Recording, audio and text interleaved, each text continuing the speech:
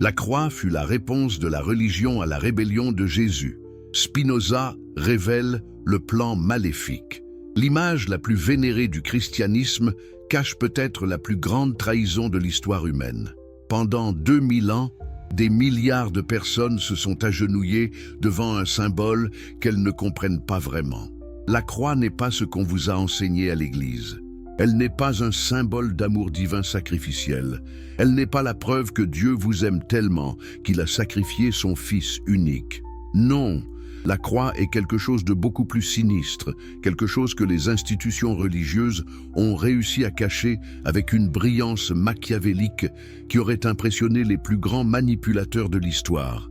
Avant de continuer, si vous aimez les histoires qui bouleversent tout ce que vous pensiez savoir, si vous cherchez la vérité au-delà des dogmes confortables, n'oubliez pas de vous abonner à cette chaîne. Chaque vidéo que nous créons défie les narratifs établis et vous ne voudrez manquer aucun moment de ces révélations. Et maintenant, dites-moi dans les commentaires de quel pays vous regardez cette vidéo et à quelle heure vous la découvrez. Créons une communauté mondiale de chercheurs de vérité. Spinoza, le philosophe que l'establishment religieux a maudit, excommunié et tenté d'assassiner, a percé le secret que les églises protègent jalousement depuis des siècles. Ce secret est si dangereux qu'il pourrait démolir les fondations même du pouvoir ecclésiastique. Êtes-vous prêt à découvrir pourquoi Jésus est vraiment mort? Êtes-vous préparé à comprendre que sa crucifixion n'était pas un acte d'amour cosmique, mais un meurtre politique calculé, froid et délibéré? Si vous regardez ceci sur votre téléphone portable, prenez un instant pour cliquer sur le pouce en l'air maintenant. Ce simple geste aide l'algorithme à partager cette vérité avec plus de personnes qui ont besoin de l'entendre. Ensemble, nous pouvons briser les chaînes de la manipulation religieuse qui ont emprisonné l'humanité pendant 2 millénaires. Ce que vous êtes sur le point d'apprendre va complètement transformer votre compréhension du christianisme, de la religion organisée et peut-être même de votre propre relation avec le divin. Jésus n'est pas mort pour vous sauver du péché. Il a été exécuté parce qu'il menaçait de détruire le concept même de péché, ce mécanisme de contrôle que les prêtres utilisaient pour maintenir les masses dans la peur et la soumission. La croix n'était pas la solution de Dieu aux problèmes humains. La croix était la solution de la religion au problème Jésus.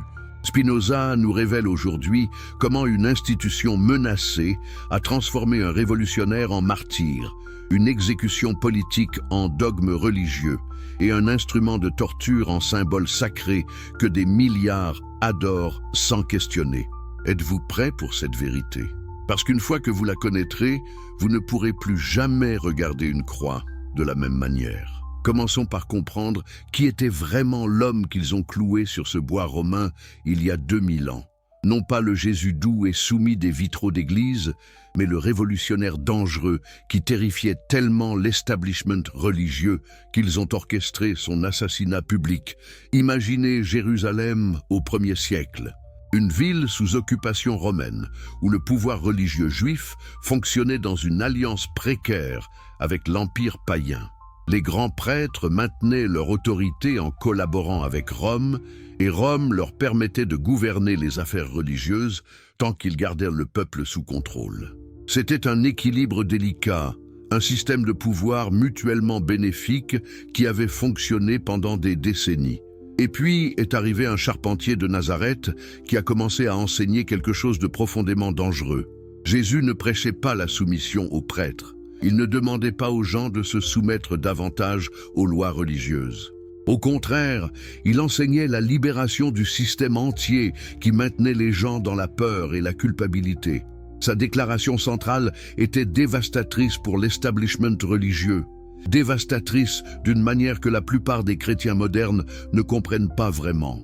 Quand Jésus disait que le royaume de Dieu est en vous, à l'intérieur de vous, pensez-vous qu'il parlait simplement d'une jolie métaphore spirituelle? Non, il démolissait complètement la nécessité des intermédiaires religieux. Réfléchissez un instant à l'impact de cette affirmation. Si le royaume de Dieu est déjà à l'intérieur de chaque personne, pourquoi auriez-vous besoin d'un prêtre pour y accéder? Pourquoi auriez-vous besoin de rituels élaborés, de sacrifices coûteux, de lois complexes? Pourquoi auriez-vous besoin du temple lui-même? Jésus était en train de dire aux gens qu'ils portaient le divin en eux-mêmes, qu'ils étaient déjà complets, qu'ils n'avaient besoin de personne pour les connecter à Dieu. Pouvez-vous imaginer à quel point c'était terrifiant pour ceux dont le pouvoir et la richesse dépendaient entièrement du maintien de leur rôle d'intermédiaires obligatoires? Les pharisiens et les sadducéens n'étaient pas stupides. Ils comprenaient parfaitement ce que Jésus faisait. Et Jésus ne se cachait pas. Il les attaquait directement, publiquement, avec une férocité verbale qui ne laissait aucun doute sur ses intentions. Il les appelait hypocrites, sépulcres blanchis, beaux à l'extérieur mais pleins de pourriture à l'intérieur. Il les appelait fils de vipères, aveugles guidant des aveugles. Ce n'était pas le langage d'un agneau doux et humble. C'était le rugissement d'un lion attaquant un système corrompu jusqu'à sa moelle. Mais les paroles n'étaient que le début. Les actions de Jésus étaient encore plus radicales. Considérez l'incident au temple, celui que les églises aiment présenter comme un moment d'indignation juste mais temporaire. En réalité, cet événement était une déclaration de guerre ouverte. Jésus n'a pas simplement chassé quelques marchands, il a attaqué physiquement le cœur économique du judaïsme institutionnel. Il a renversé les tables des changeurs de monnaie, libéré les animaux destinés au sacrifice et bloqué activement les activités commerciales du temple. Pourquoi était-ce si important? Parce que le système de sacrifice n'était pas seulement une question de rituel religieux. C'était une machine économique massive qui générait d'énormes profits pour la classe sacerdotale. Les gens devaient acheter des animaux approuvés pour les sacrifices. Ils devaient échanger leur monnaie romaine contre la monnaie du temple. Chaque transaction incluait des commissions, des taxes, des frais. Le temple de Jérusalem était essentiellement une banque religieuse, et les grands prêtres en étaient les directeurs financiers. Et Jésus venait de leur dire que tout cela était inutile. Mais il est allé encore plus loin. Il a déclaré que Dieu ne voulait pas de sacrifice. Il voulait de la miséricorde, de la compassion, de la justice. Cette déclaration n'était pas une simple préférence théologique. C'était une destruction complète de la base économique et théologique du pouvoir sacerdotal. Si Dieu ne voulait pas de sacrifice, alors tout le système rituel devenait obsolète. Les prêtres n'avaient plus de fonction. Le temple n'avait plus de but. Des milliers d'années de traditions religieuses s'effondraient sous le poids de cette simple vérité. Pensez-vous que les chefs religieux allaient accepter cela passivement? Pensez-vous qu'ils allaient simplement abandonner leur pouvoir, leur richesse, leur statut social parce qu'un charpentier itinérant le leur demandait? Bien sûr que non. Mais ils faisaient face à un problème. Jésus était immensément populaire auprès du peuple. Les foules le suivaient partout. Quand il enseignait, des milliers venaient l'écouter. Quand il guérissait, sa réputation se répandait comme un feu de forêt. L'arrêter publiquement risquait de provoquer une émeute. Ils avaient besoin d'un plan plus subtil, plus machiavélique. L'enseignement de Jésus sur l'accès direct à Dieu n'était qu'une partie de sa rébellion. Il s'attaquait systématiquement à chaque pilier du pouvoir religieux. Les lois de pureté rituelle, par exemple, créaient des hiérarchies sociales rigides qui servaient à maintenir l'ordre social. Certaines personnes étaient pures, d'autres impures.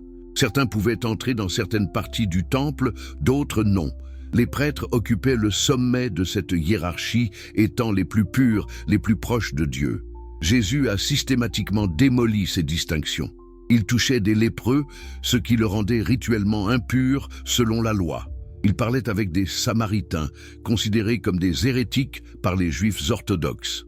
Il mangeait avec des collecteurs d'impôts et des prostituées, les parias sociaux de son époque.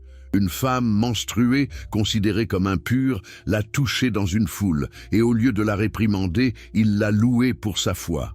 Une prostituée l'a oint avec de l'huile coûteuse, et il a accepté cet acte d'amour plutôt que de la rejeter pour son statut social. Comprenez-vous ce qu'il faisait? Chaque action était une provocation calculée contre le système de pureté rituelle qui maintenait les hiérarchies sociales et religieuses. Il montrait par ses actes que ces lois n'avaient rien à voir avec Dieu. Elles étaient des constructions humaines conçu pour contrôler, pour séparer, pour maintenir certains groupes au pouvoir et d'autres en marge. En ignorant systématiquement ces lois, Jésus prouvait qu'elles étaient vides de sens spirituel, mais peut-être que sa rébellion la plus profonde concernait la nature même de Dieu. Le Dieu que Jésus présentait était radicalement différent du Yahvé tribal de l'Ancien Testament. Ce n'était pas un Dieu de vengeance qui punissait les ennemis d'Israël. Ce n'était pas un Dieu obsédé par le respect strict de lois rituelles. Ce n'était pas un Dieu qui exigeait des sacrifices de sang pour être apaisé. Le Dieu de Jésus était un Père aimant qui ne faisait aucune distinction entre les justes et les injustes, entre les juifs et les gentils, entre les purs et les impurs. Jésus a dit que Dieu fait lever son soleil sur les méchants et sur les bons, qu'il envoie la pluie sur les justes et les injustes. Cette affirmation détruisait complètement le système de récompense et punition divine qui sous-tendait tout le contrôle religieux.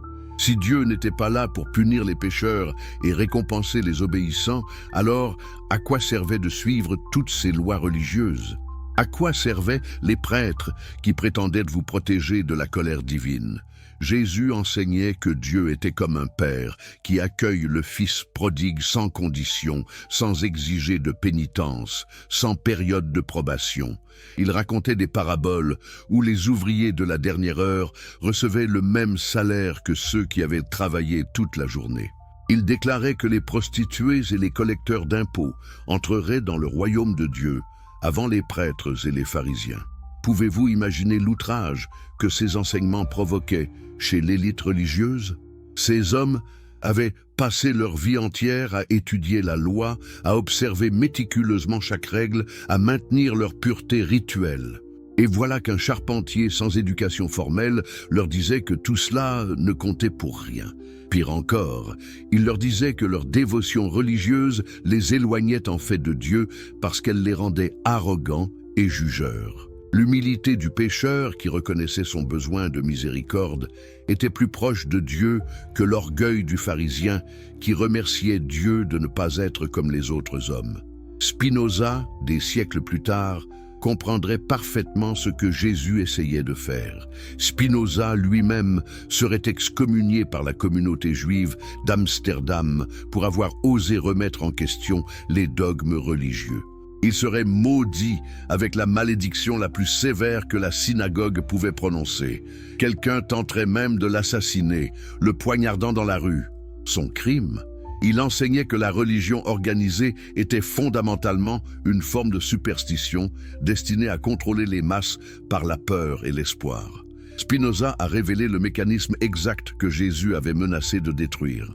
Toute religion institutionnelle, affirmait Spinoza, opère selon le même principe fondamental. Elle crée d'abord une peur dans l'esprit des gens. Cette peur peut être la peur de la mort, la peur de la punition divine, la peur de l'enfer, la peur de perdre la faveur de Dieu. Ensuite, la religion se présente comme la seule solution à cette peur. Elle vend la protection, le salut, l'accès à Dieu, mais seulement à travers ses rituels, ses sacrements, ses prêtres. Le concept de péché n'est pas fondamentalement une question de moralité, selon Spinoza. C'est un mécanisme de contrôle psychologique. En créant une catégorie de pensée et d'action qui offense Dieu, et en rendant cette catégorie suffisamment large et vague pour que presque tout le monde y tombe à un moment ou à un autre, la religion crée une culpabilité perpétuelle. Cette culpabilité ne peut être soulagée que par les rituels contrôlés par les prêtres. La confession, l'absolution, les sacrifices, les prières, les sacrements, tous sont des mécanismes par lesquels le pouvoir religieux maintient son emprise sur les croyants. Jésus menaçait de détruire ce cycle entier. Il enseignait qu'il n'y avait rien à craindre, parce que Dieu était amour inconditionnel. Il enseignait que le péché n'était pas une offense cosmique, nécessitant une expiation rituelle, mais simplement un manquement à aimer, à être compatissant, à agir avec justice. Et surtout, il enseignait que chaque personne avait un accès direct à Dieu sans besoin d'intermédiaire. Cette dernière affirmation était la plus dangereuse de toutes. Les prêtres ne vendaient pas Dieu lui-même. Ils vendaient l'accès à Dieu. Leur autorité dépendait entièrement de la croyance que les gens avaient besoin d'eux pour se connecter au divin. Jésus disait exactement le contraire. Il déclarait que chaque personne était un temple vivant, que Dieu habitait en chacun, que la connexion divine était aussi naturelle que respirée. Il n'y avait besoin d'aucun rituel spécial, d'aucun sacrifice, d'aucun prêtre pour médiatiser cette relation. Pensez aux implications économiques de cet enseignement. Le temple de Jérusalem employait des milliers de personnes. Il y avait les prêtres eux-mêmes, organisés en hiérarchie complexe. Il y avait les Lévites qui les assistaient. Il y avait les marchands qui vendaient les animaux sacrificiels. Il y avait les changeurs de monnaie. Il y avait les gardes, les nettoyeurs, les artisans qui maintenaient le bâtiment. Toute une économie dépendait du maintien du système de sacrifice. Et Jésus venait de déclarer que tout cela était inutile. Les lois religieuses elles-mêmes servaient de mécanisme de contrôle social. Le judaïsme avait 613 commandements que les fidèles devaient suivre. Mais ces lois n'étaient pas conçues pour être facilement suivies. Elles étaient si nombreuses, si complexes, si détaillées, qu'il était pratiquement impossible de les observer toutes parfaitement. Et c'était exactement le but. En créant un système si complexe que personne ne pouvait le suivre complètement, les autorités religieuses garantissaient que tout le monde était toujours un pécheur ayant besoin d'expiation. Les scribes et les pharisiens ajoutaient constamment de nouvelles interprétations, de nouvelles règles, de nouvelles restrictions. Ils créaient des barrières autour de la Torah, des règles supplémentaires censées empêcher les gens de violer accidentellement les vraies lois. Ces barrières devenaient si nombreuses et si complexes que seuls ceux qui passaient leur vie entière à étudier la loi pouvaient espérer les comprendre toutes. Et qui étaient ces experts? Les scribes et les pharisiens eux-mêmes. Ils contrôlaient ainsi non seulement la pratique religieuse, mais aussi l'interprétation de ce que Dieu voulait réellement. Ils avaient le monopole de l'accès aux Écritures sacrées et de leur interprétation. Les gens ordinaires ne pouvaient pas lire les textes hébreux. Et même s'ils le pouvaient, ils n'avaient pas l'autorité d'interpréter ce qu'ils signifiaient. Cette interprétation était réservée aux experts autorisés. Et puis arrive Jésus, un charpentier de Nazareth, sans éducation rabbinique formelle, sans autorisation officielle, sans position dans la hiérarchie religieuse. Et il enseigne. Non seulement il enseigne, mais il enseigne avec autorité. Il cite les Écritures de mémoire. Il les interprète radicalement. Il dit des choses comme « Vous avez entendu qu'il a été dit aux anciens, mais moi je vous dis », cette formule elle-même était révolutionnaire. Il ne disait pas « les rabbins enseignent que », il ne citait pas d'autorité précédente. Il parlait de sa propre autorité. Encore plus scandaleux, il simplifiait tout. Les 613 commandements, Jésus les réduisait à 2. Aimez Dieu de tout votre cœur et aimez votre prochain comme vous-même. Et en fait, il suggérait même que ces 2 n'en faisaient qu'un, parce que si vous aimiez vraiment Dieu, vous aimeriez naturellement votre prochain. Et si vous aimiez vraiment votre prochain, vous montreriez l'amour de Dieu. Tout le système complexe de lois, de rituels, de sacrifices, de pureté, tout cela était réduit à un simple principe d'amour. Pouvez-vous imaginer ce que les pharisiens ressentaient? Ils avaient passé leur vie entière à maîtriser ce système complexe. Leur statut social, leur autorité, leur gagne-pain dépendaient du maintien de cette complexité. Et voilà qu'un homme, sans leur qualification, leur disait que tout était inutile, qu'un simple principe d'amour remplaçait toute leur expertise. C'était intolérable. Mais Jésus n'en resta pas là. Il inversait systématiquement toutes les valeurs que le système religieux établi promouvait. Le système disait que les premiers seraient premiers et les derniers derniers, c'était l'ordre naturel des choses. Jésus disait que les derniers seraient premiers et les premiers derniers. Le système disait que les riches étaient bénis par Dieu et les pauvres maudits. Jésus disait qu'il était plus facile pour un chameau de passer par le chat d'une aiguille que pour un riche d'entrer dans le royaume de Dieu. Le système disait que les pharisiens, avec leur obéissance stricte aux lois, étaient les plus justes. Jésus disait que les prostituées et les collecteurs d'impôts entreraient dans le royaume avant eux. Le système disait qu'il fallait haïr ses ennemis. Jésus disait qu'il fallait les aimer.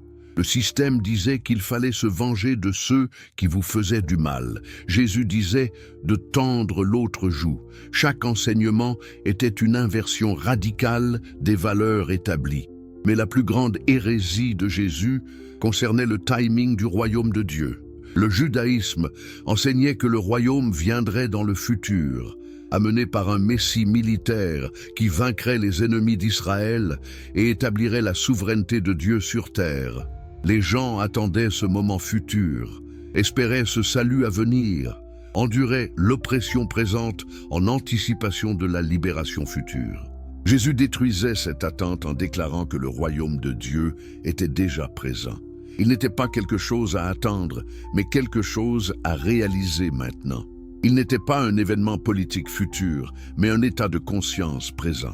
Quand il disait « le royaume de Dieu est au milieu de vous » ou « en vous », selon les différentes traductions, il éliminait complètement le besoin d'attendre un sauveur externe ou un événement apocalyptique futur. Cette affirmation avait des implications révolutionnaires. Si le royaume était déjà disponible, pourquoi continuer à obéir aux autorités religieuses qui promettaient un salut futur?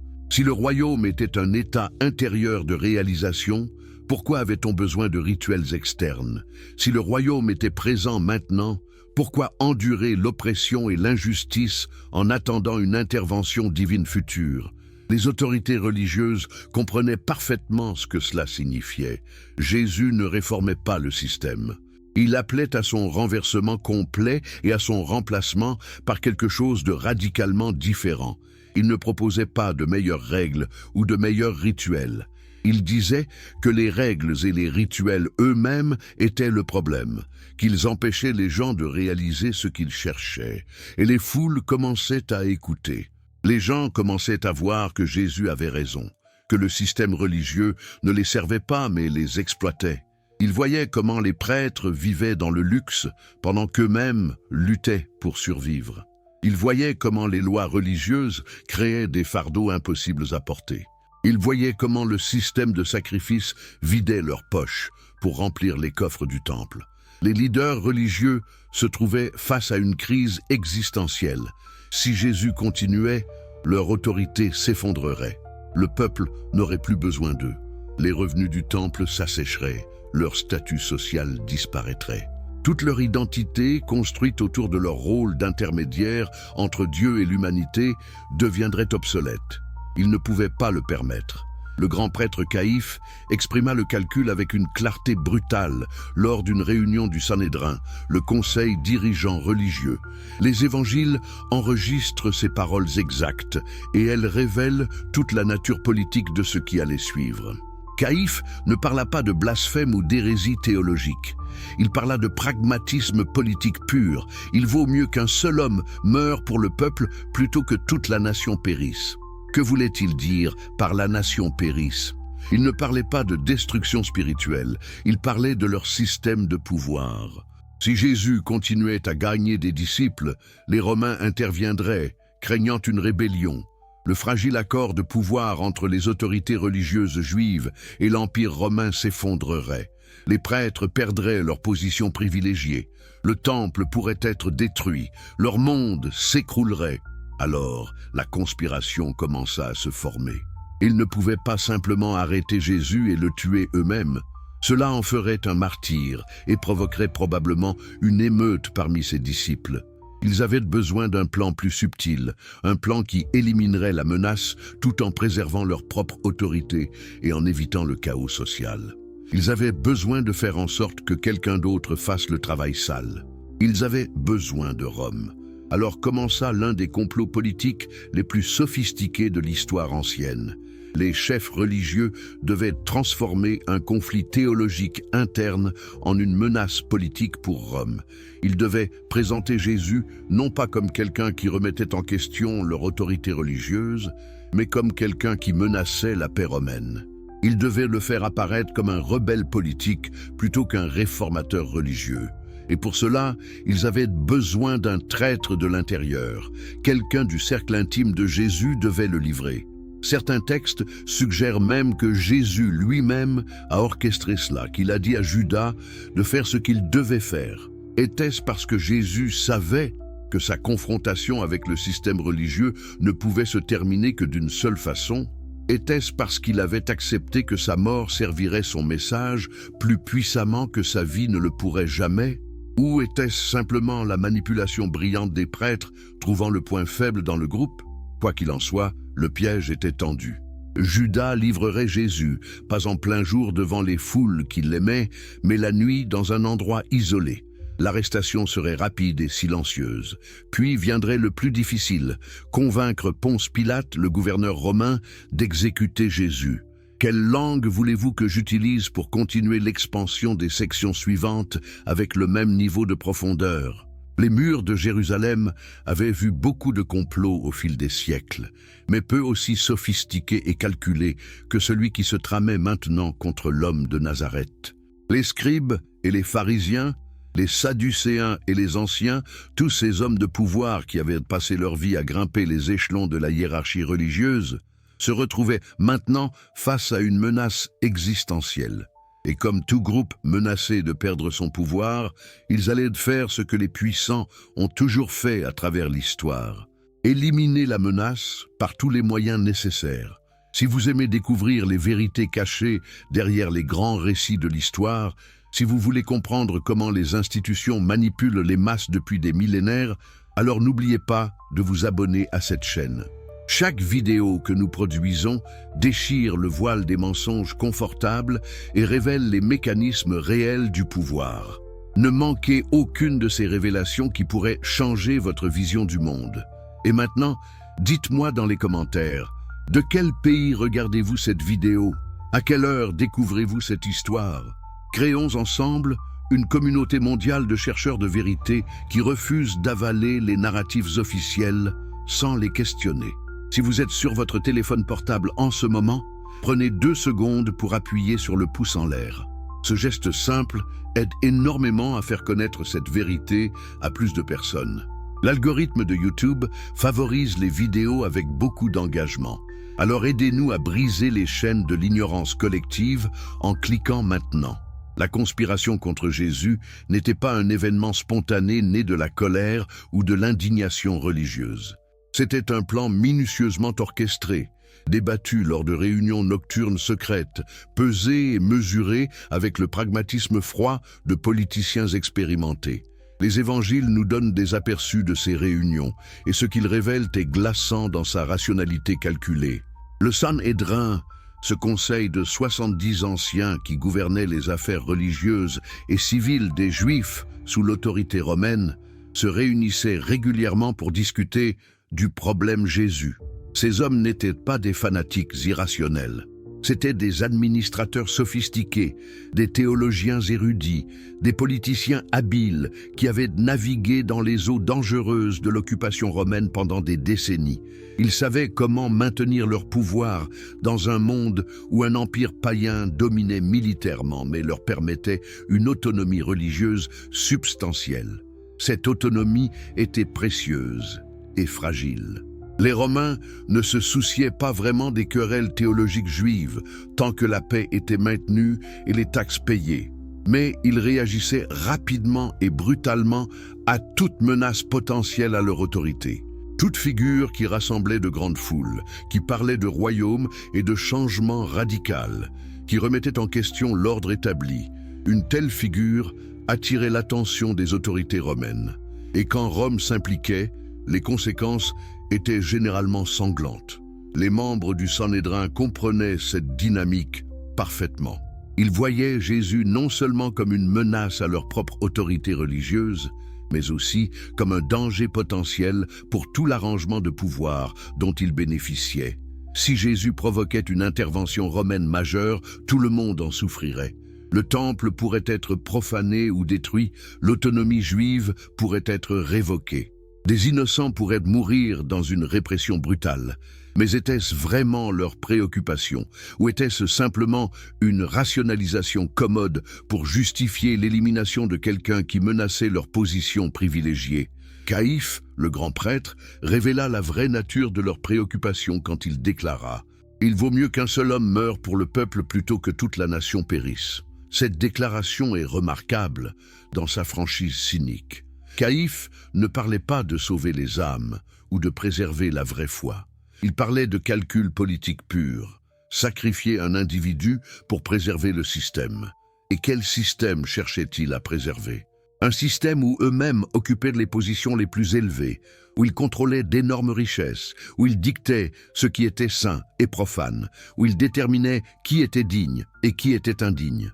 Jésus menaçait tout cela en affirmant que leur système entier était une construction humaine sans autorité divine réelle. Comment pouvait-il tolérer une telle subversion? Mais il faisait face à un défi délicat. Jésus était populaire auprès des masses. Quand il enseignait dans le temple, des foules se rassemblaient pour l'écouter. Quand il passait dans les villages, les gens affluaient pour le voir, espérant être guéris ou simplement toucher le bord de son vêtement. Cette popularité le protégeait. L'arrêter publiquement pendant la journée au milieu de ses partisans risquait de provoquer une émeute. Les évangiles mentionnent explicitement que les autorités craignaient le peuple. Alors, ils attendaient leur moment, planifiaient leur approche, cherchaient le point faible dans la défense de Jésus. Et ce point faible apparut sous la forme d'un de ses propres disciples. Judas Iscariote est devenu, dans l'histoire chrétienne, le symbole ultime de la trahison. Mais était-ce vraiment aussi simple? Certains textes anciens, notamment l'évangile de Judas découvert au XXe siècle, suggèrent une histoire beaucoup plus complexe. Peut-être que Judas n'était pas un traître motivé par la cupidité ou la méchanceté. Peut-être était-il un idéaliste déçu qui avait espéré que Jésus serait un messie politique et militaire, quelqu'un qui chasserait les Romains et rétablirait le royaume d'Israël. Quand il devint clair que Jésus n'avait aucune intention de lever une armée ou de renverser l'occupation, peut-être que Judas se sentit trahi lui-même et décida de forcer la main en livrant Jésus aux autorités. Ou peut-être, comme certains textes le suggèrent, Jésus lui-même orchestra sa propre trahison, disant à Judas « Ce que tu as à faire, fais-le rapidement ». Était-ce parce que Jésus savait que sa confrontation avec le pouvoir religieux ne pouvait se terminer que d'une seule façon? Avait-il accepté que sa mort servirait sa cause plus puissamment que sa vie ne le pourrait? Comprenait-il que mourir pour ses enseignements rendrait ses enseignements immortels d'une manière que vivre ne pourrait jamais accomplir? Ces questions restent mystérieuses, cachées dans les brumes de l'histoire et les ambiguïtés des textes anciens. Mais ce qui est clair, c'est que Judas devint l'instrument par lequel les autorités religieuses purent enfin mettre la main sur Jésus sans risquer une confrontation publique. Le jardin de Gethsémané, tard dans la nuit, loin des foules protectrices, c'était le moment qu'ils attendaient. L'arrestation elle-même fut rapide et efficace. Judas identifie Jésus par un baiser et les gardes du temple, probablement accompagnés de quelques soldats romains, l'arrêtent. Les disciples s'enfuient, terrifiés. Pierre, qui avait juré de mourir pour Jésus, nie même le connaître quand il est interrogé plus tard. En quelques heures, Jésus passe de maître entouré de disciples dévoués à prisonnier isolé entre les mains de ses ennemis. Mais maintenant venait la partie vraiment difficile du plan. Les autorités religieuses juives n'avaient pas le pouvoir d'exécuter quelqu'un sous la loi romaine. Ils pouvaient juger des cas religieux, mais la peine capitale était un privilège réservé aux autorités romaines. Ils devaient donc convaincre Ponce Pilate, le gouverneur romain, d'exécuter Jésus. Et pour cela, ils devaient transformer un conflit religieux interne en une menace politique pour Rome. Les accusations religieuses ne suffiraient pas.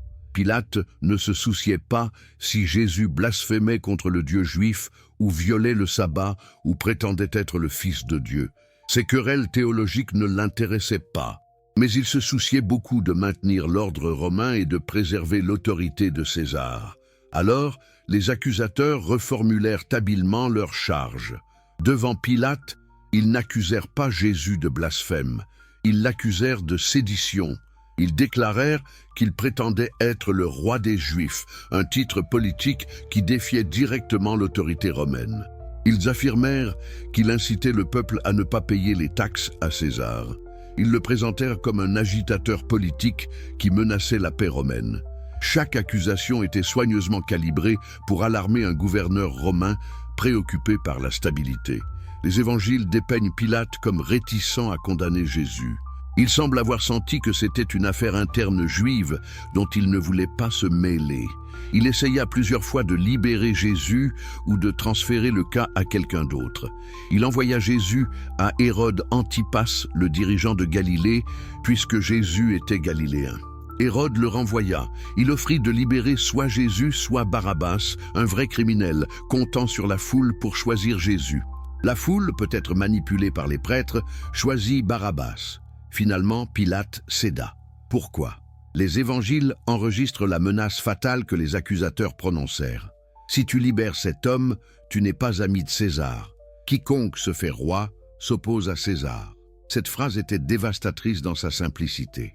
Elle transformait la libération de Jésus en acte de déloyauté envers l'empereur. Pilate, déjà probablement en terrain instable avec Rome en raison de problèmes antérieurs en Judée, ne pouvait pas se permettre une telle accusation. Imaginez-vous la position de Pilate à ce moment. Il gouvernait une province notoirement difficile, peuplée de Juifs qui détestaient l'occupation romaine et se révoltaient fréquemment. Sa carrière, peut-être même sa vie, dépendait de maintenir l'ordre et de prévenir les rapports négatifs à Rome. Et voilà que les leaders religieux locaux, avec qui il devait coopérer pour gouverner efficacement, le mettaient dans une position où refuser leurs demandes pourrait être interprété comme de la déloyauté envers César. C'était un piège politique brillant. Les prêtres avaient transformé leurs problèmes religieux en problèmes politiques de Pilate. Ils avaient fait en sorte que ne pas exécuter Jésus soit plus risqué pour Pilate que de l'exécuter. Ils l'avaient manipulé dans une position où il n'avait vraiment pas le choix. Pilate pouvait se laver symboliquement les mains, déclarant son innocence du sang de Jésus. Mais le résultat final était inévitable. Jésus serait crucifié. Et le choix de la crucifixion n'était pas accidentel. C'était la forme d'exécution la plus humiliante disponible dans le monde romain, réservée aux esclaves, aux criminels les plus vils, aux ennemis de l'État. Les citoyens romains ne pouvaient pas être crucifiés, c'était considéré comme trop dégradant. La crucifixion n'était pas seulement une méthode d'exécution, c'était une déclaration publique de la domination totale de Rome et de l'avilissement complet de la victime. Pour les autorités religieuses juives, la crucifixion accomplissait plusieurs objectifs simultanément. Premièrement, elle éliminait Jésus de la manière la plus définitive possible. Deuxièmement, elle l'humiliait complètement, détruisant son image de figure d'autorité spirituelle. Troisièmement, elle envoyait un message clair à ses disciples et à quiconque pourrait être tenté de suivre son exemple. Voici ce qui arrive à ceux qui défient l'ordre établi. Mais il y avait une dimension théologique encore plus sinistre dans le choix de la crucifixion. Le Deutéronome, un des livres de la Torah, déclare que quiconque est pendu à un arbre est maudit par Dieu. Dans le contexte ancien, être pendu incluait être crucifié. En faisant crucifier Jésus, les autorités religieuses pouvaient pointer vers cette déclaration scripturaire et affirmer que Dieu lui-même avait rejeté Jésus. La crucifixion devenait la preuve que Jésus était sous la malédiction divine, qu'il n'était pas le Messie, qu'il était un faux prophète justement puni.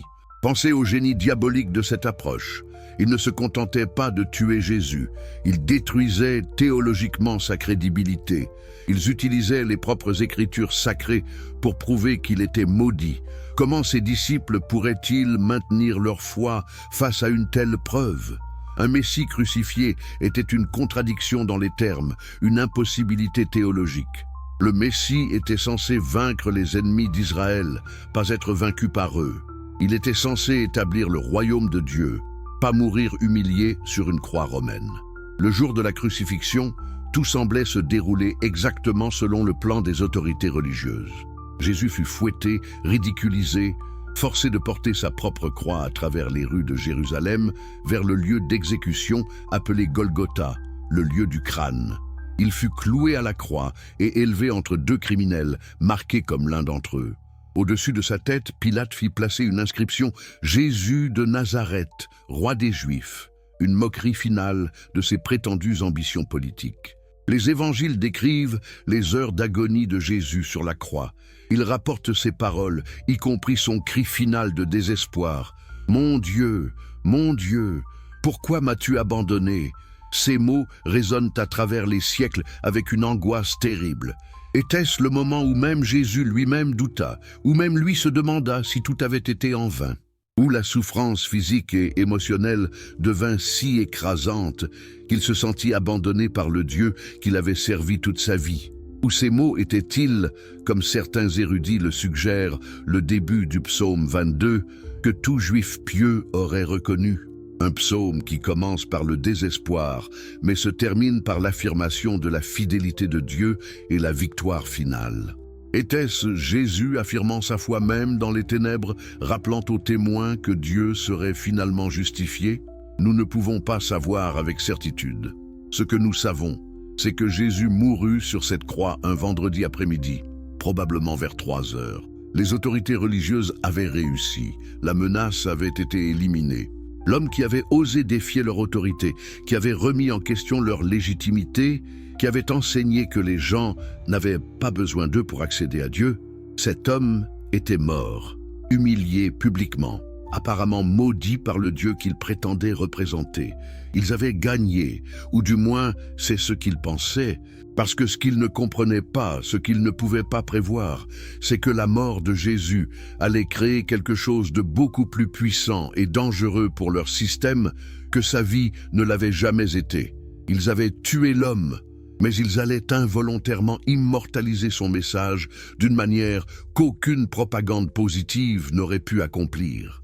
La croix, l'instrument de leur victoire, allait devenir le symbole central d'un mouvement qui finirait par renverser non seulement le système religieux juif qu'il protégeait, mais aussi l'Empire romain lui-même.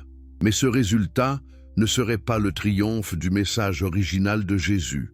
Non, ce serait quelque chose de beaucoup plus complexe et ironique. La transformation de la rébellion de Jésus en exactement le type de religion institutionnelle qu'il avait combattue. Et cette transformation commencerait presque immédiatement avec l'intervention d'un homme qui n'avait jamais rencontré Jésus de son vivant, Paul de Tarse. Paul, qui était auparavant Saul, un pharisien zélé qui avait persécuté les premiers disciples de Jésus. Paul, qui aurait une vision mystique sur le chemin de Damas et prétendrait avoir reçu une révélation directe du Christ ressuscité. Paul, qui créerait une théologie entièrement nouvelle qui transformerait le message de Jésus en quelque chose que Jésus lui-même aurait probablement trouvé méconnaissable. Comprenez-vous l'ironie extraordinaire de cette situation? L'homme qui deviendrait le principal architecte du christianisme tel que nous le connaissons n'avait jamais entendu Jésus prêcher. Il n'avait jamais été témoin de ses miracles. Il n'avait jamais marché avec lui en Galilée ou écouté ses paraboles au bord du lac. Tout ce que Paul savait de Jésus venait de sources secondaires et de ce qu'il prétendait être une révélation divine directe. Et la version de Jésus que Paul présenterait dans ses lettres et ses prédications serait radicalement différente du Jésus historique des évangiles. Le Jésus de Paul n'était pas principalement un enseignant de sagesse, il n'était pas un réformateur social, il n'était pas un prophète juif appelant à un retour à la vraie adoration de Yahvé. Non, le Jésus de Paul était quelque chose de complètement nouveau.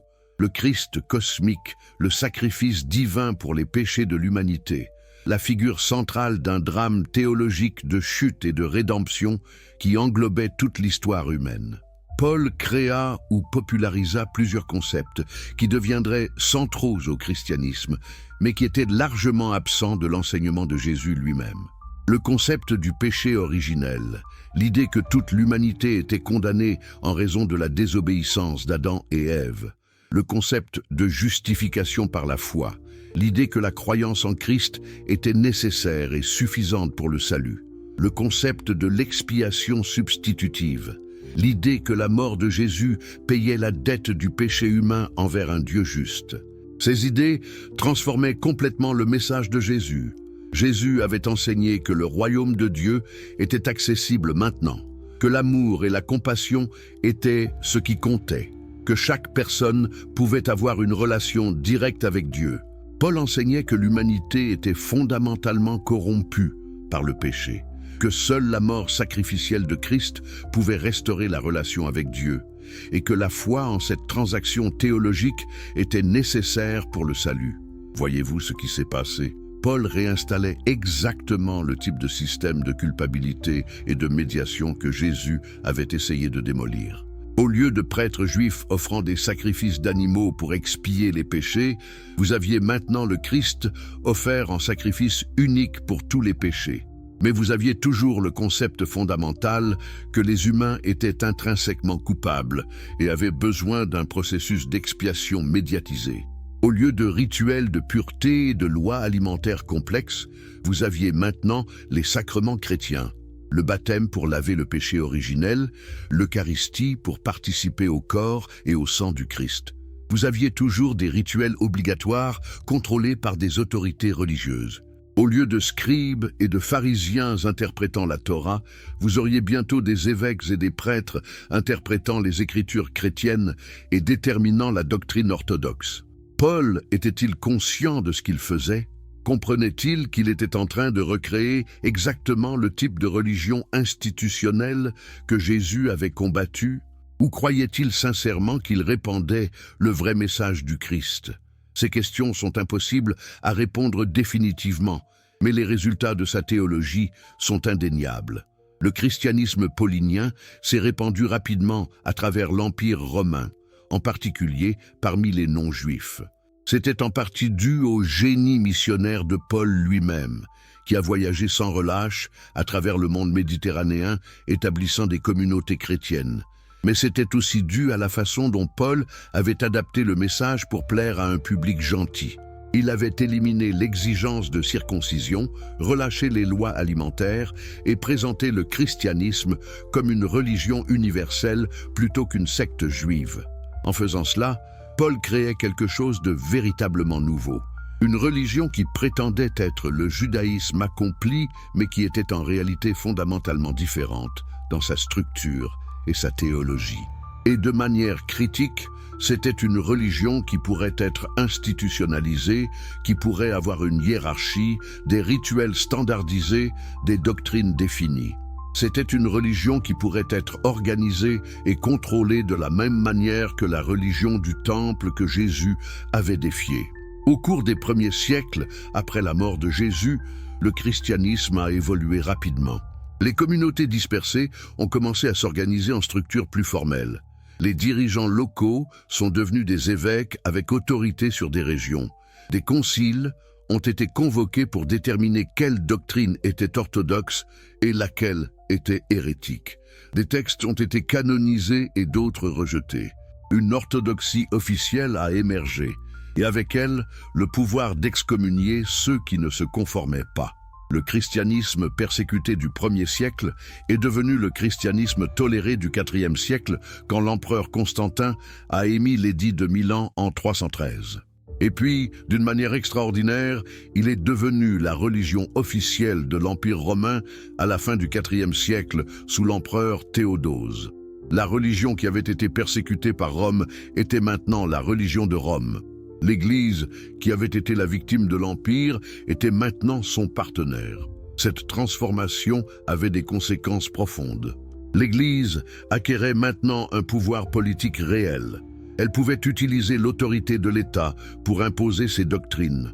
Les hérétiques ne risquaient plus seulement l'excommunication, ils risquaient des sanctions civiles, la confiscation de propriétés, l'exil et éventuellement même l'exécution. La religion de l'amour et de la compassion que Jésus avait enseignée devenait un instrument de coercition et de contrôle. Et à travers tout cela, la croix subissait sa propre transformation remarquable. La croix, qui avait été un symbole d'humiliation et de défaite, qui avait été l'instrument de torture utilisé par Rome pour exécuter Jésus, était maintenant transformée en symbole sacré. Constantin prétendait avoir vu une vision d'une croix dans le ciel avec les mots « Inox signo vince ». Par ce signe, tu vaincras. Il fit mettre le symbole de la croix sur les boucliers de ses soldats. Arrêtez-vous un moment et réfléchissez à l'absurdité grotesque de cela. La croix, l'instrument utilisé pour assassiner un pacifiste qui enseignait d'aimer ses ennemis, était maintenant placé sur des armes de guerre. Les soldats marchaient pour tuer au nom d'un homme qui avait dit de tendre l'autre joue. L'Église qui prétendait suivre Christ bénissait maintenant des armées et sanctifiait des conquêtes. Au cours des siècles suivants, la croix accompagnerait quelques-uns des actes les plus horribles de l'histoire humaine, tous commis au nom du Christ. Les crusades verraient des armées chrétiennes massacrer des musulmans et des juifs, portant des croix cousues sur leurs uniformes. L'Inquisition verrait l'Église torturer et brûler des hérétiques, toujours sous le signe de la croix. La conquête et la colonisation du Nouveau Monde verraient des croix plantées sur des terres volées, tandis que des populations indigènes étaient décimées. Spinoza, écrivant au XVIIe siècle, voyait tout cela avec une clarté douloureuse. Il comprenait que ce qui s'était passé n'était pas simplement une corruption d'un message pur, c'était la manifestation inévitable de transformer toute révélation spirituelle en religion institutionnelle. L'institution, par sa nature même, nécessite du pouvoir pour se maintenir, et le pouvoir, par sa nature, corrompt le message spirituel qu'il prétend préserver. Spinoza argumentait que toute la structure de la religion organisée repose sur la superstition. La superstition, pour Spinoza, n'était pas simplement des croyances irrationnelles. C'était un système psychologique de contrôle basé sur la manipulation de la peur et de l'espoir. Les religions créent de la peur, peur de la mort, peur de la punition divine, peur de l'enfer. Ensuite, elles offrent l'espoir, espoir de salut, espoir de récompense éternelle, espoir de faveur divine. Mais elles placent toujours l'accès à cet espoir sous le contrôle de l'institution religieuse et de ses représentants autorisés. Cette structure n'est pas accidentelle. Elle est essentielle au maintien du pouvoir institutionnel. Si les gens croient qu'ils peuvent accéder à Dieu directement, qu'ils n'ont pas besoin d'intermédiaires, qu'ils ne sont pas intrinsèquement pécheurs nécessitant une intervention extérieure pour être sauvés, alors l'institution perd sa raison d'être. Elle devient superflue, et les institutions ne renoncent jamais volontairement à leur pouvoir et à leur raison d'exister. C'est pourquoi Jésus devait mourir. Non pas parce que Dieu l'exigeait comme sacrifice pour le péché humain, c'est la théologie que Paul créerait plus tard, mais parce que l'institution religieuse qu'il menaçait avait besoin de le faire taire. La croix n'était pas le plan de Dieu, la croix était la réponse de la religion à sa plus grande menace. Et ensuite, dans un coup de génie machiavélique qui aurait impressionné les conspirateurs les plus rusés de l'histoire, cette même tradition religieuse institutionnelle a transformé la croix en son symbole le plus sacré. L'instrument utilisé pour tuer le rebelle est devenu l'objet de vénération. Les gens ont été conditionnés à adorer le moyen même de l'exécution de leur libérateur supposé. Ils ont été amenés à voir dans la croix non pas un meurtre, mais un sacrifice d'amour, non pas une défaite, mais une victoire, non pas une humiliation, mais une glorification. Cette inversion est peut-être la plus grande réussite de la manipulation religieuse dans toute l'histoire humaine. Faire en sorte que les victimes vénèrent l'instrument de leur propre oppression. Faire en sorte que les disciples adorent le symbole de l'assassinat de leur maître.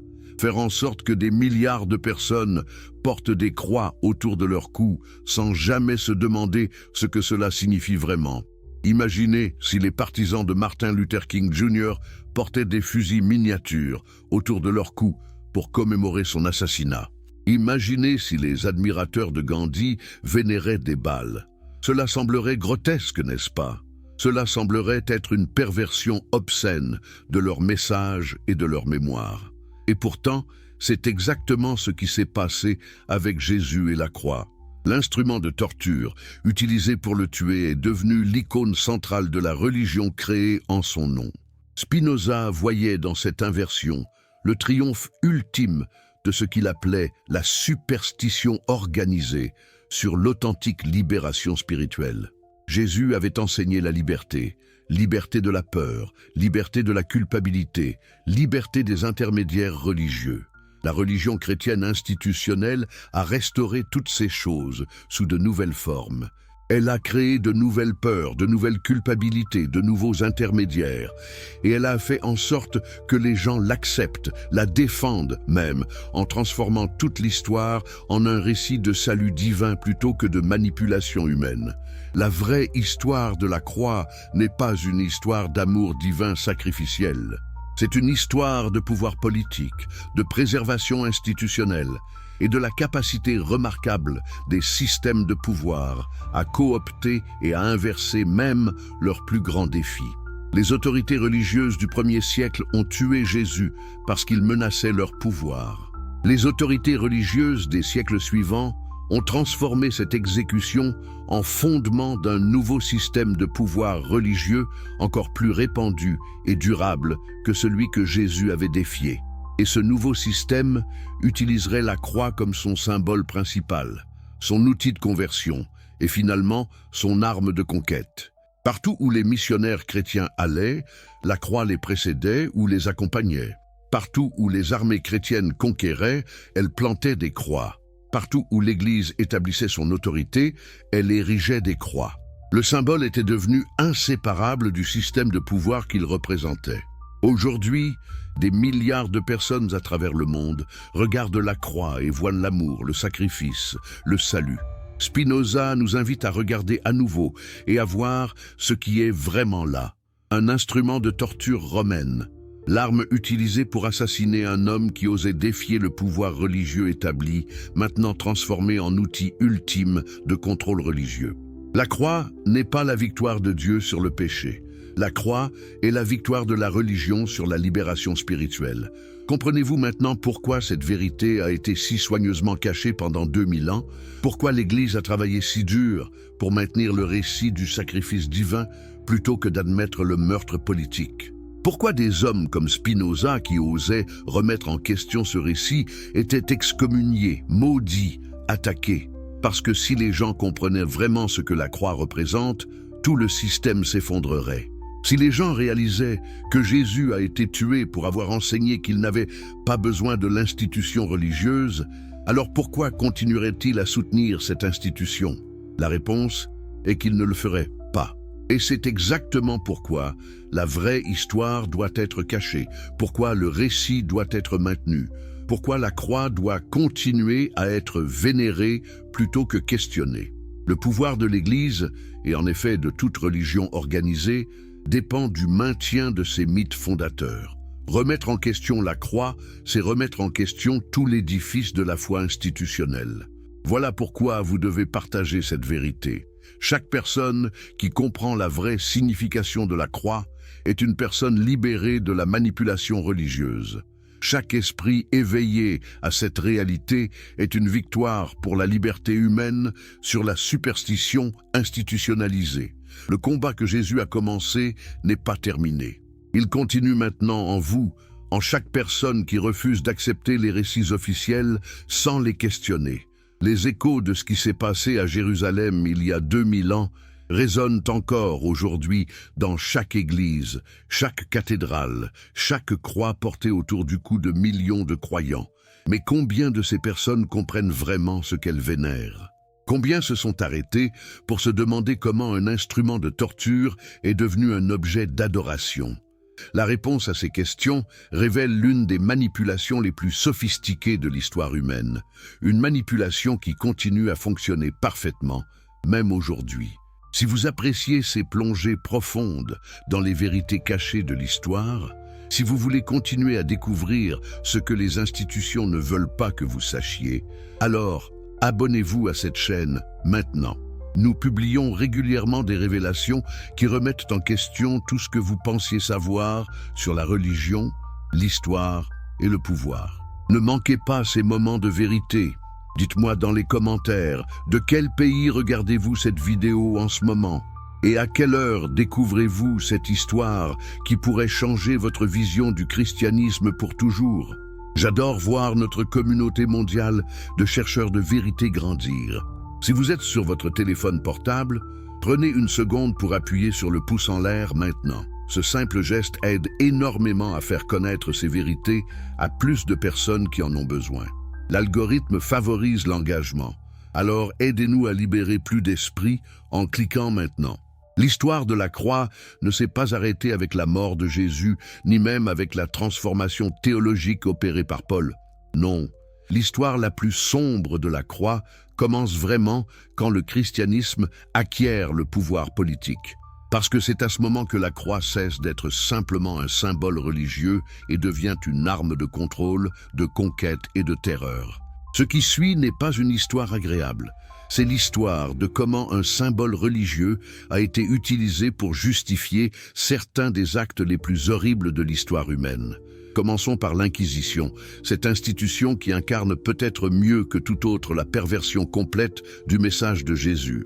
L'Inquisition a été établie au XIIIe siècle par l'Église catholique, avec un objectif apparemment simple, identifier et éliminer l'hérésie.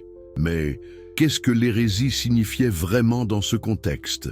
C'était toute croyance ou pratique qui déviait de la doctrine officielle de l'Église. C'était toute remise en question de l'autorité ecclésiastique. C'était essentiellement la même menace que Jésus avait représentée pour les autorités religieuses de son époque. Pensez à l'ironie extraordinaire de cette situation. L'Église, qui prétendait suivre un homme exécuté pour hérésie religieuse par les autorités de son temps, exécutait maintenant des gens pour hérésie religieuse.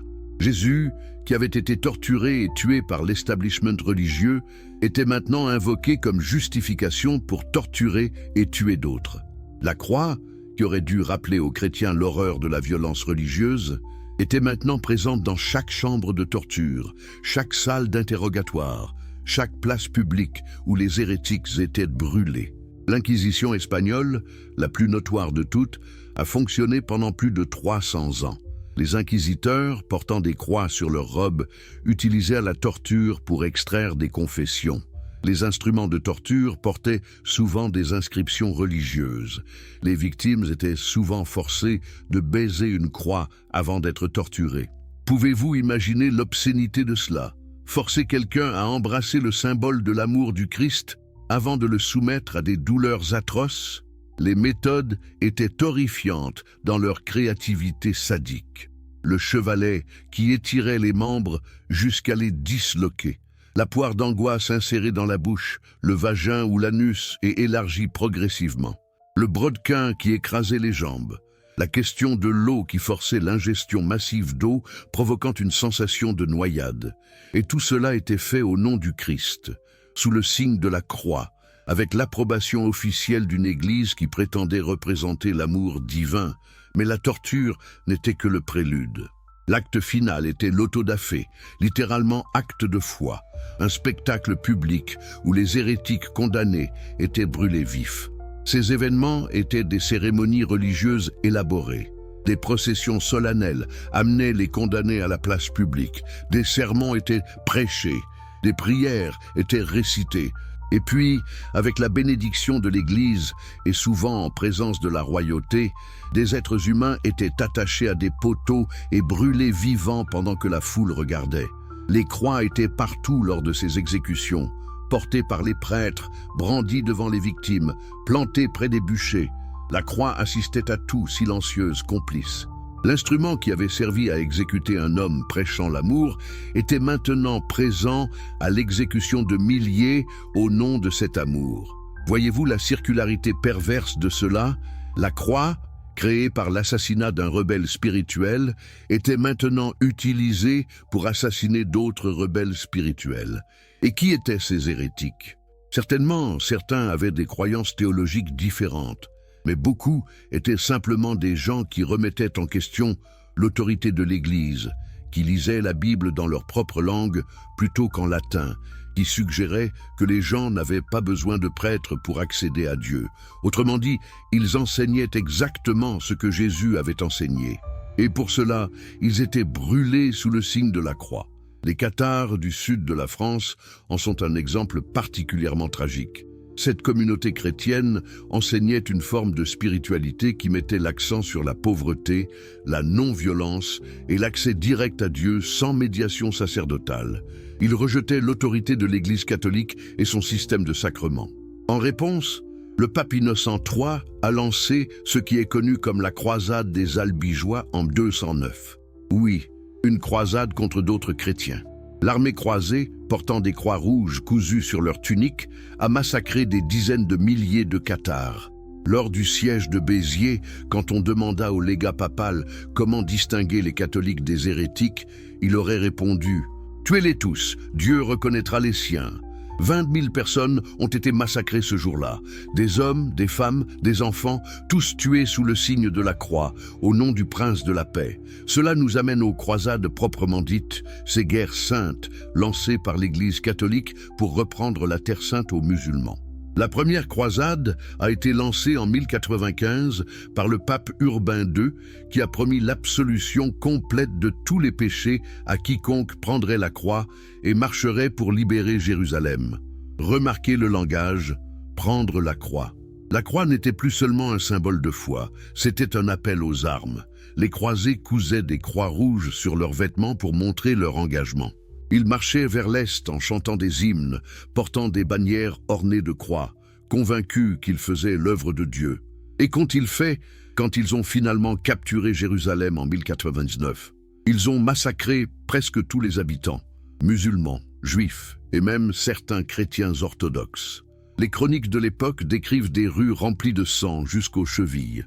Les croisés ont pataugé dans le sang humain pour atteindre l'église du Saint-Sépulcre où ils se sont agenouillés pour remercier Dieu pour leur victoire.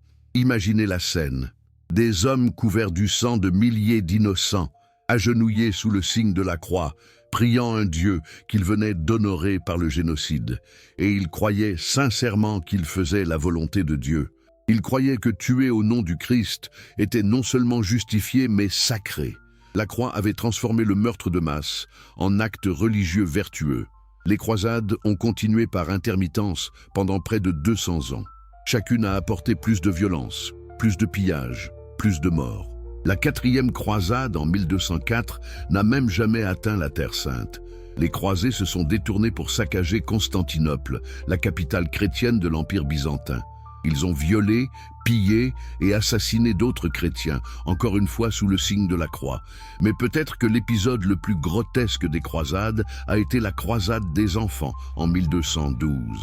Des milliers d'enfants, inspirés par des visions religieuses et encouragés par des prédicateurs fanatiques, ont marché vers la Méditerranée en croyant que la mer s'ouvrirait miraculeusement pour leur permettre de marcher jusqu'à Jérusalem. Bien sûr, aucun miracle ne s'est produit. La plupart sont morts de faim et de maladie. Beaucoup ont été vendus en esclavage. Des enfants ont été sacrifiés à la folie religieuse, et tout cela sous le signe de la croix. Mais l'histoire de la croix comme instrument d'oppression ne s'arrête pas au Moyen Âge. Quand les explorateurs européens ont commencé à coloniser le Nouveau Monde à partir de la fin du XVe siècle, la croix est allée avec eux. Christophe Colomb lui-même a planté une grande croix sur chaque île qu'il a revendiquée pour l'Espagne. Ce geste n'était pas simplement symbolique, il était juridique. Planter une croix établissait la revendication chrétienne et européenne sur la terre et donnait aux colonisateurs le droit, selon leurs propres lois, de soumettre et d'exploiter les peuples indigènes. La doctrine de la découverte, une série de bulles papales des XVe et XVIe siècles, donnait explicitement aux nations chrétiennes le droit de revendiquer les terres habitées par des non-chrétiens.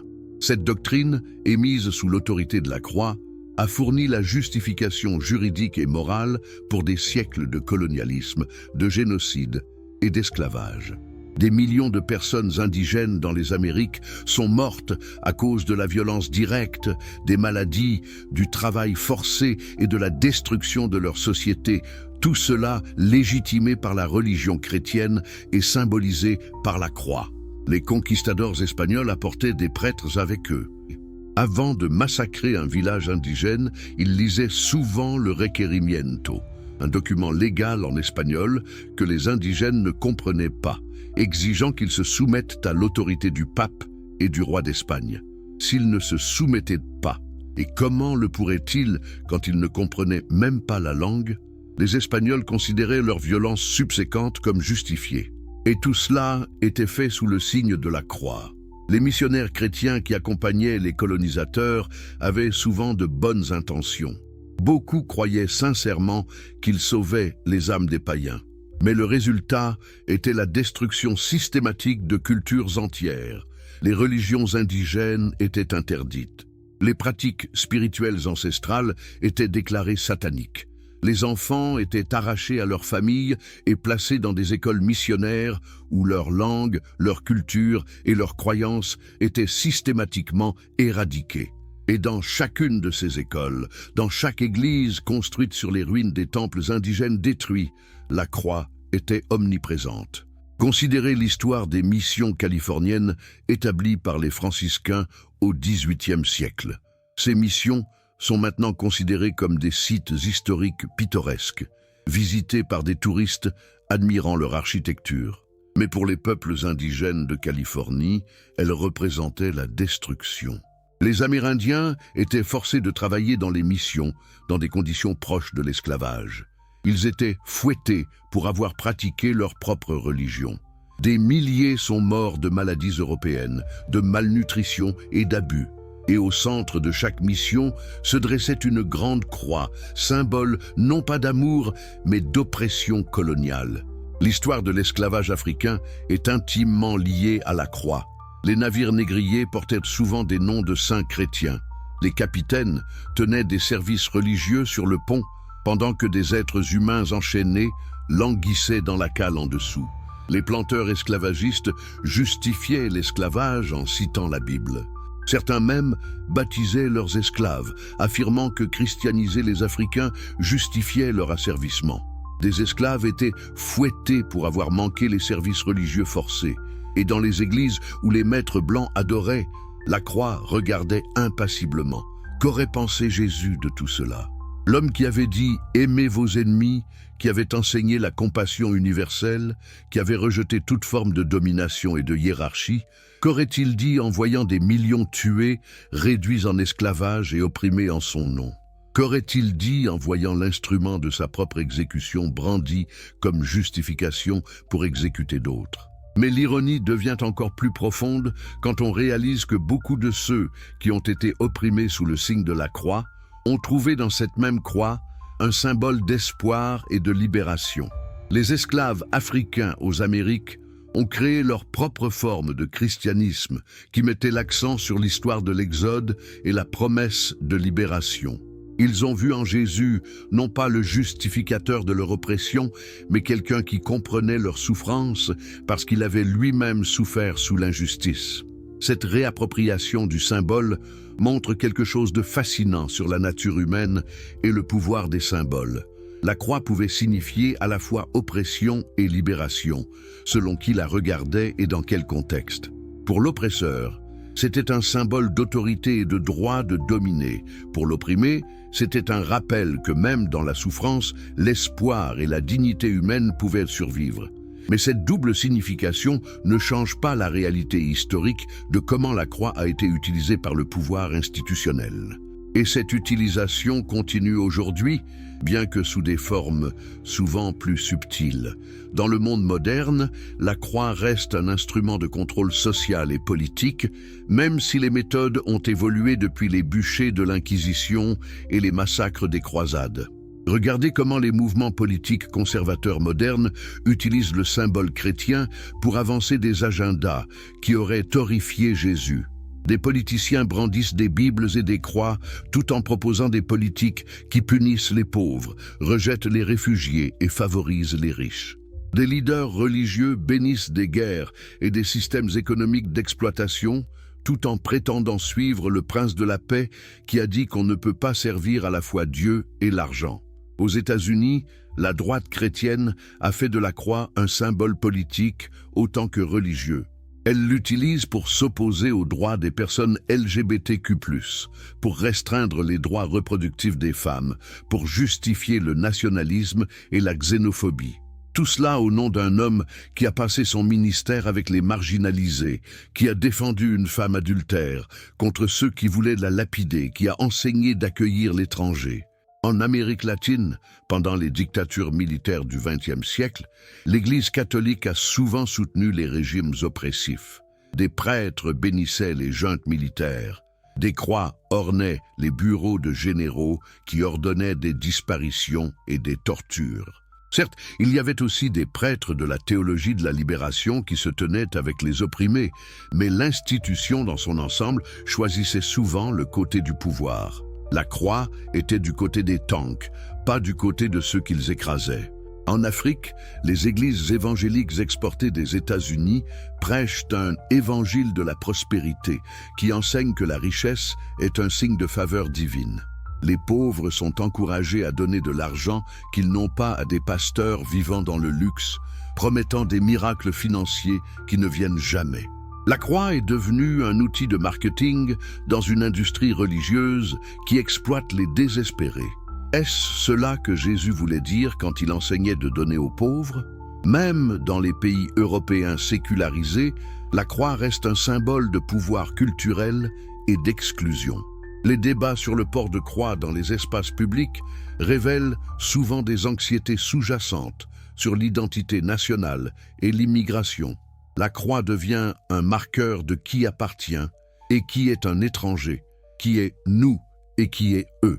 C'est exactement le type de division tribale que Jésus a passé son ministère à démanteler. Dans de nombreuses parties du monde, les églises continuent d'accumuler d'énormes richesses tout en prêchant la pauvreté spirituelle. Le Vatican possède des milliards en art, propriétés immobilières et investissements, pendant que des catholiques dans les pays pauvres luttent pour survivre. Des méga-églises, avec des pasteurs milliardaires, demandent des dîmes à des fidèles à peine capables de payer leur loyer. Des organisations religieuses bénéficient d'exemptions fiscales massives pendant qu'elles se mêlent de politique et influencent les législations. Et partout, la croix justifie tout cela. Spinoza, observant ces dynamiques au XVIIe siècle, a compris que le problème n'était pas simplement la corruption individuelle, mais la structure même de la religion organisée. Tant que la spiritualité est institutionnalisée, tant qu'il y a un système de pouvoir construit autour de croyances religieuses, ce système suivra les mêmes logiques que tout autre système de pouvoir.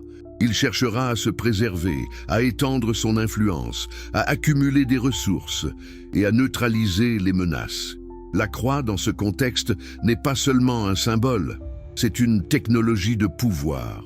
Elle crée une identité collective, elle distingue les insiders des outsiders, elle justifie l'autorité, elle sanctifie les hiérarchies sociales, elle transforme les intérêts de l'institution en volonté divine. C'est pour cela qu'elle est si puissante et si dangereuse. Mais l'histoire ne doit pas se terminer là. Il y a un autre récit possible, un récit de résurrection véritable, non pas de Jésus sortant physiquement d'un tombeau, mais de son message original ressuscitant des décombres de la théologie institutionnelle qu'il a enterrée. Cette résurrection commence par comprendre qui était vraiment Jésus et ce qu'il enseignait réellement avant que Paul, les conciles et les siècles de doctrine ne le transforment en quelque chose de méconnaissable. Les études historiques modernes du Jésus historique, utilisant des méthodes critiques pour séparer le mythe de la réalité, révèlent un portrait fascinant. Elles nous montrent un enseignant juif sage, profondément enraciné dans la tradition prophétique d'Israël, un homme qui appelait non pas à l'abandon du judaïsme, mais à sa réalisation authentique, débarrassée des excroissances religieuses institutionnelles. Ce Jésus enseignait que le royaume de Dieu n'était pas une récompense future pour l'obéissance religieuse, mais une réalité présente, accessible par la transformation de la conscience. Ces paraboles n'étaient pas des allégories cryptiques sur la théologie, mais des histoires subversives, qui renversaient les assumptions conventionnelles sur la valeur, la justice et la proximité divine. Son éthique n'était pas une nouvelle loi pour remplacer l'ancienne, mais une invitation à une façon complètement différente d'être dans le monde. Quand Jésus enseignait d'aimer ses ennemis, il ne proposait pas simplement une règle morale difficile. Il démontrait que la catégorie même d'ennemis était une construction humaine qui devait être transcendée. Quand il mangeait avec les pécheurs et les collecteurs d'impôts, il ne faisait pas une déclaration sur l'inclusion religieuse. Il démolissait les catégories de purs et d'impurs qui créaient des hiérarchies sociales. Quand il guérissait le sabbat, il ne violait pas la loi par défi. Il montrait que la compassion pour les êtres humains souffrants était plus fondamentale que l'obéissance aux règles religieuses. Ce Jésus ressemble beaucoup à ce que Spinoza appellerait plus tard un homme guidé par la raison et l'intuition plutôt que par la superstition et la peur. Spinoza lui-même a proposé une vision de la spiritualité radicalement différente de la religion organisée. Pour Spinoza, Dieu n'était pas une personne surnaturelle séparée de la création. Dieu était identique à la nature elle-même. Deus sive natura, Dieu ou la nature.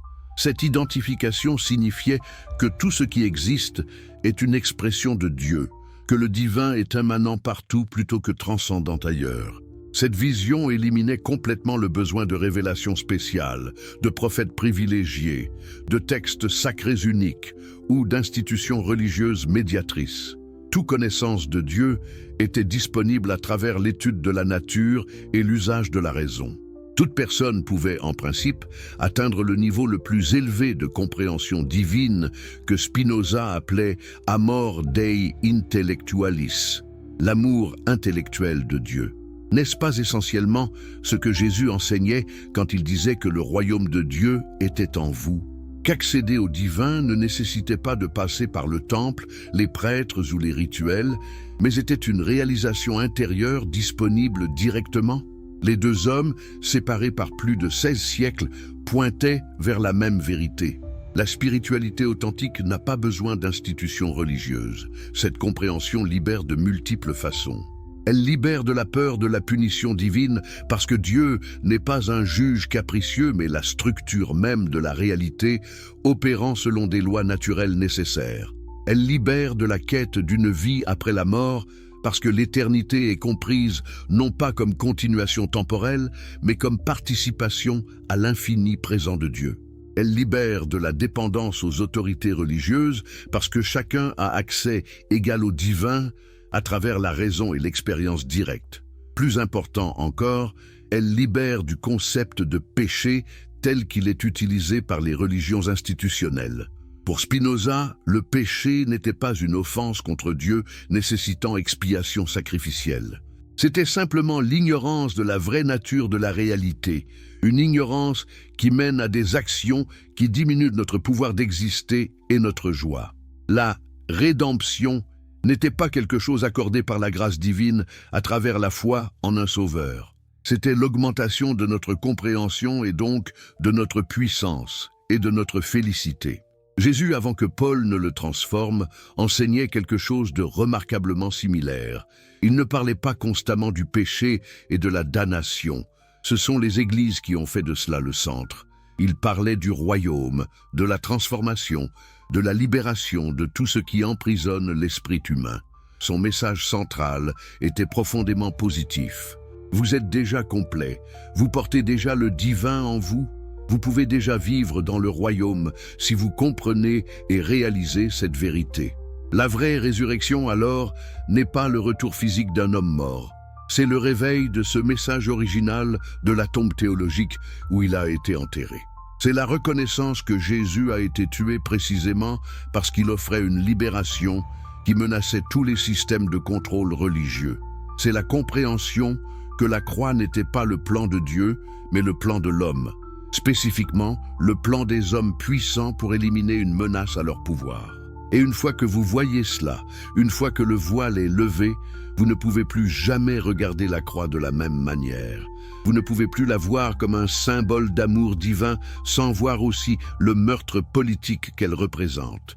Vous ne pouvez plus l'adorer sans vous demander si, ce faisant, vous participez à la perpétuation du système même que Jésus a défié. Cette prise de conscience est libératrice, mais aussi dérangeante. Elle vous oblige à réévaluer tout ce qu'on vous a enseigné. Elle vous demande de faire le deuil d'une certaine forme de foi confortable. Elle exige que vous pensiez par vous-même plutôt que d'accepter les doctrines transmises. C'est difficile, c'est inconfortable.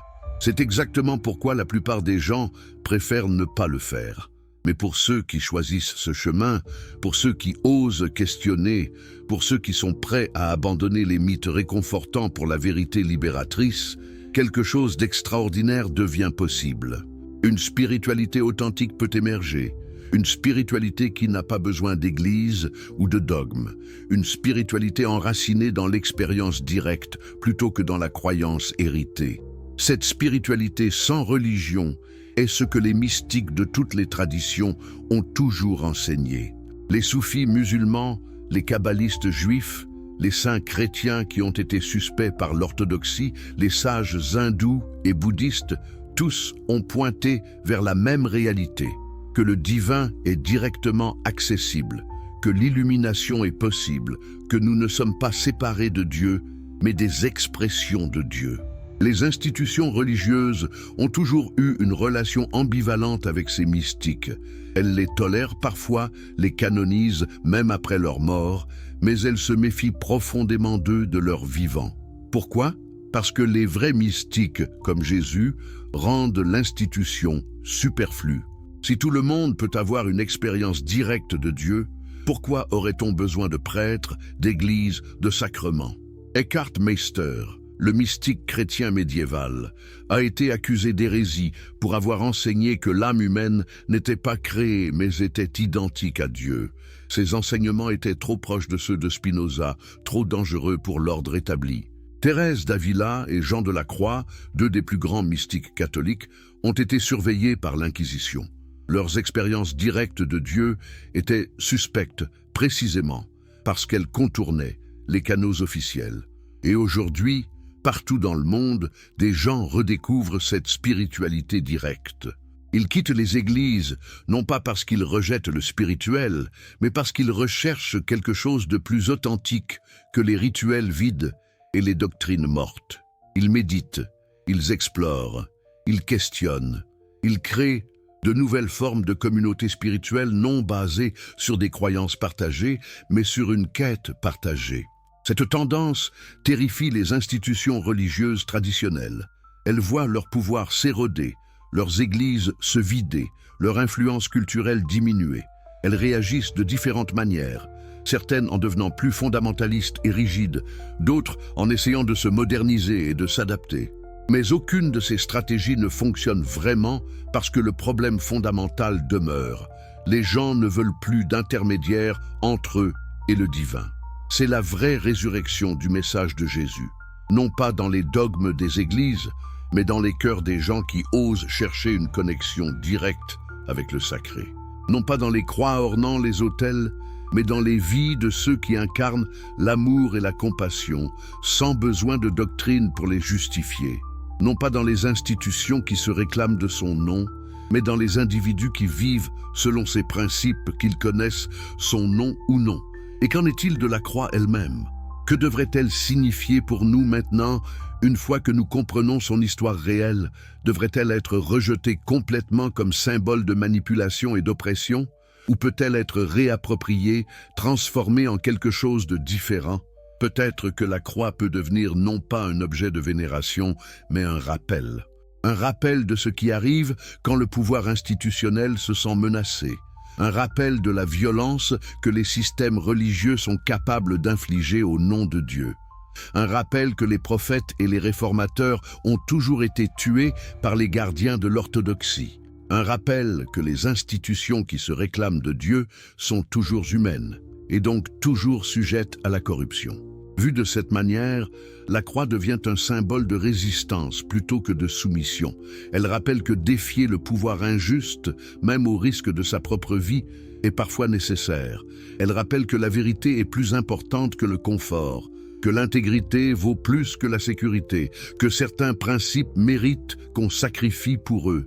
Mais elle rappelle aussi que les martyrs peuvent être cooptés, que leurs messages peuvent être inversés, que même leur mort peut être transformée en outil de contrôle par ceux contre qui ils se sont battus.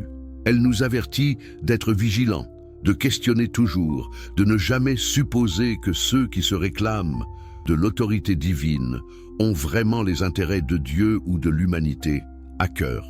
La leçon finale de l'histoire de la croix est peut-être celle-ci. Méfiez-vous de toute institution qui prétend avoir le monopole de la vérité spirituelle. Méfiez-vous de tout système qui vous dit que vous avez besoin d'eux pour accéder à Dieu. Méfiez-vous de tout enseignement qui vous fait peur de penser par vous-même. Parce que ce sont exactement les tactiques que les autorités religieuses ont toujours utilisées pour maintenir leur pouvoir. Jésus ne vous a pas libéré pour que vous soyez esclave d'une nouvelle institution religieuse. Il vous a libéré pour que vous soyez libre, libre de penser, libre de questionner, libre de trouver votre propre chemin vers le divin. Si une église ou une doctrine vous aide dans ce voyage, bien. Mais le moment où elle commence à vous dire que son chemin est le seul chemin, que sa vérité est la seule vérité, que son autorité est la seule autorité, à ce moment, elle cesse d'être un guide et devient une prison. La vraie bataille spirituelle n'a jamais été entre le bien et le mal, tel que défini par les autorités religieuses. Elle a toujours été entre la liberté et le contrôle, entre la pensée authentique et l'acceptation docile, entre l'expérience directe et la médiation obligatoire. Jésus s'est battu du côté de la liberté. Les institutions créées en son nom se sont majoritairement rangées du côté du contrôle. La croix symbolise cette tragédie. Mais vous, en ce moment, en écoutant cette histoire, vous avez un choix. Vous pouvez continuer à accepter les narratifs qui vous ont été donnés, à vénérer les symboles sans les questionner, à faire confiance aux institutions, parce que c'est plus facile que de penser par vous-même. Ou vous pouvez choisir le chemin plus difficile de la liberté authentique, le chemin que Jésus a emprunté et pour lequel il a été tué. Ce chemin n'offre aucune garantie confortable. Il ne promet pas de récompenses éternelles pour la bonne croyance. Il ne vous dit pas que tout se passera bien si vous suivez simplement les règles. Ce qu'il offre, c'est quelque chose de potentiellement plus précieux. La possibilité de vivre avec intégrité, de penser avec clarté, de se connecter authentiquement avec le mystère de l'existence sans les filtres déformants de la doctrine institutionnelle.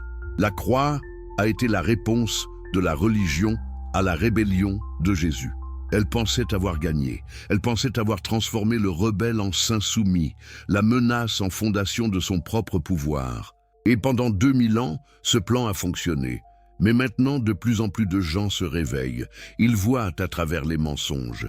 Ils reconnaissent la manipulation. Ils choisissent la liberté.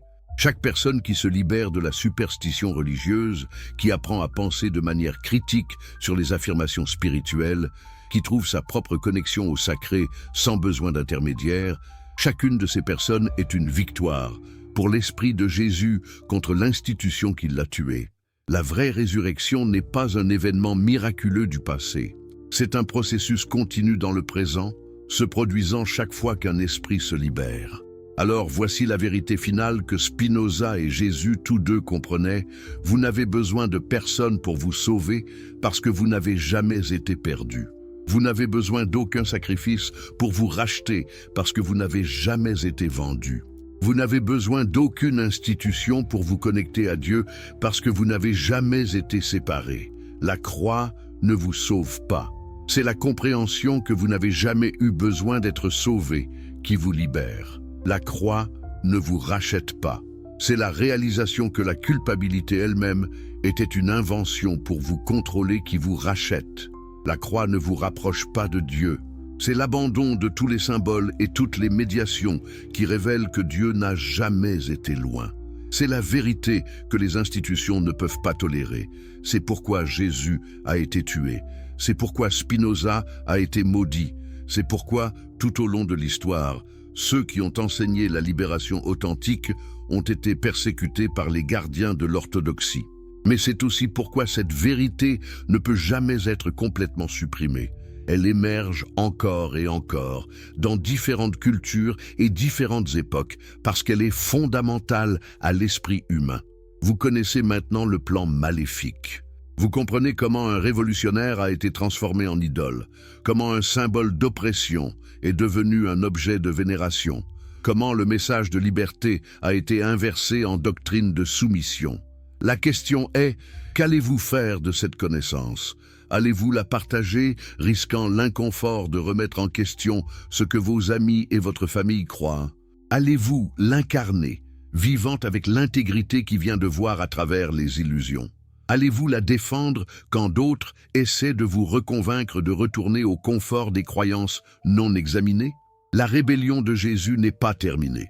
Elle ne sera jamais terminée tant que les institutions existeront pour contrôler la spiritualité humaine. Chaque génération doit choisir à nouveau. Accepterons-nous les chaînes dorées de la religion confortable ou oserons-nous la liberté dangereuse de la vérité authentique? La croix a vaincu Jésus il y a 2000 ans, mais elle n'a vaincu que l'homme. L'esprit, le message, la vérité qu'il incarnait, cela ne peut pas être crucifié, cela ne peut qu'être oublié, ignoré, déformé. Et maintenant vous vous souvenez, maintenant vous savez, maintenant vous devez choisir. Partagez cette vidéo avec quelqu'un qui a besoin d'entendre cette vérité. Commencez une conversation sur ces idées. Questionnez les autorités qui prétendent savoir ce que Dieu veut. Pensez par vous-même, trouvez votre propre chemin. Et surtout, ne laissez jamais personne vous convaincre que vous avez besoin d'eux pour être complet, saint ou connecté au divin. Vous êtes déjà tout cela, vous l'avez toujours été. C'est la vérité qu'ils ont essayé de crucifier. C'est la vérité qui ressuscite maintenant en vous.